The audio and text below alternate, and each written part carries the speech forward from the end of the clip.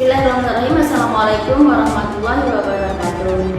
Halo anak ibu, apa kabar? Tentunya dalam keadaan sehat-sehat walafiat. Anak ibu semuanya, pada minggu yang lalu atau pertemuan yang lalu kita telah mempelajari kalimat thayyibah. Dan selanjutnya atau pada pertemuan hari ini kita akan mempelajari Asmaul Husna. Asmaul Husna artinya yaitu nama-nama yang baik atau sifat-sifat Allah yang baik. Adapun jumlahnya yaitu 99. Ya. Untuk materi selanjutnya lebih lengkap, anak ibu saksikan video yang akan ibu sampaikan.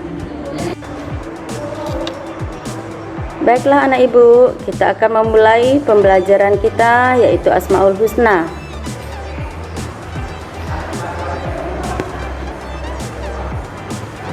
Adapun tujuan pembelajaran kita yaitu dalam mempelajari Asmaul Husna, yang pertama diharapkan agar dapat memahami sifat-sifat Allah yang terkandung dalam Asmaul Husna: Al-Mu'min, Al-Azim, Al-Hadi, Al-Adlu, dan Al-Hakam.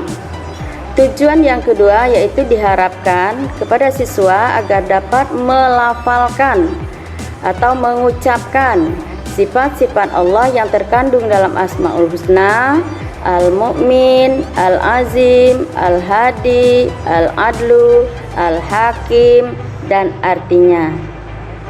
Tujuan yang ketiga diharapkan kepada siswa agar dapat mengaplikasikan sifat-sifat Allah yang terkandung dalam Asmaul Husna: Al-Mu'min, Al-Azim, Al-Hadi, Al-Adlu, dan Al-Hakim dalam kehidupan sehari-hari. Asmaul Husna yang pertama kita pelajari yaitu Al-Mu'min.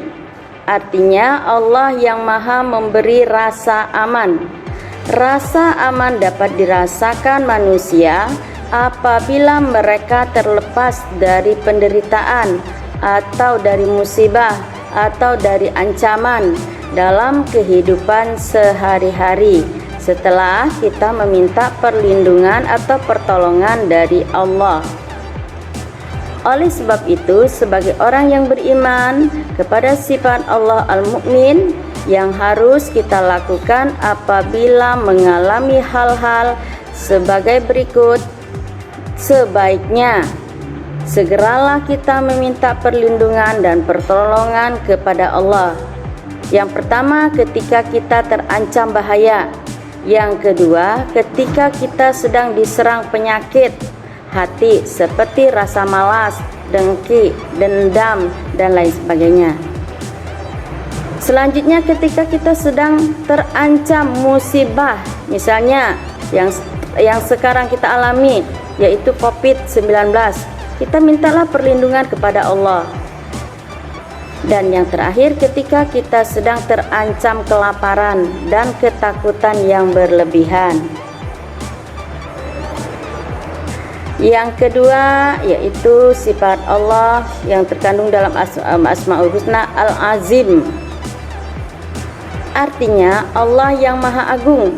Keagungan Allah dapat kita buktikan melalui benda-benda ciptaannya, seperti alam semesta beserta isinya, yaitu langit, bumi, matahari, lautan yang penuh dengan isinya, yang kesemuanya itu merupakan kebutuhan manusia. Sebagai orang yang beriman kepada sifat-sifat Allah Al-Azim, maka janganlah kita merasa sombong apabila memiliki kelebihan atau kekuatan, karena kebesaran dan keagungan Allah tidak bisa dibandingkan dengan kebesaran dan kekuatan manusia. Keagungan Allah tidak terbatas oleh ruang, waktu, dan tempat. Yang ketiga, Al-Hadi. Artinya Allah yang maha memberi petunjuk. Allah memberikan petunjuk kepada makhluknya beberapa tingkatan. Yang pertama, petunjuk berupa isyarat. Misalnya anak bayi menangis apabila merasa lapar, haus, sakit. Siapa yang memberi petunjuk? Itu Allah. Petunjuk yang kedua yaitu berupa panca indera, misalnya mata untuk melihat, hidung untuk mencium, telinga untuk mendengar, lidah untuk mengecap, kulit untuk merasa. Yang ketiga yaitu berupa akal untuk berpikir. Bagi manusia dapat membedakan mana yang benar dan mana yang salah. Yang terakhir yaitu petunjuk berupa hidayah agama sebagai penyelamat bagi manusia. Sebagai orang yang beriman kepada sifat Allah Al-Hadi, maka hendaklah kita mengamalkan ajaran-ajaran Islam dengan baik dan sempurna yang sesuai dengan ajaran Nabi Muhammad SAW. Yang keempat, Al-Adlu, artinya Allah yang Maha Adil. Allah memberikan balasan kepada orang yang berbuat baik dan memberikan siksaan kepada orang yang melakukan kejahatan. Sebagai orang yang beriman, maka hendaklah kita berhati-hati dalam melakukan perbuatan. Perbuatan baik akan dibalas dengan kebaikan, perbuatan jahat akan dibalas dengan azab yang amat pedih. Yang kelima, Al-Hakim, artinya Allah yang Maha memutuskan hukum.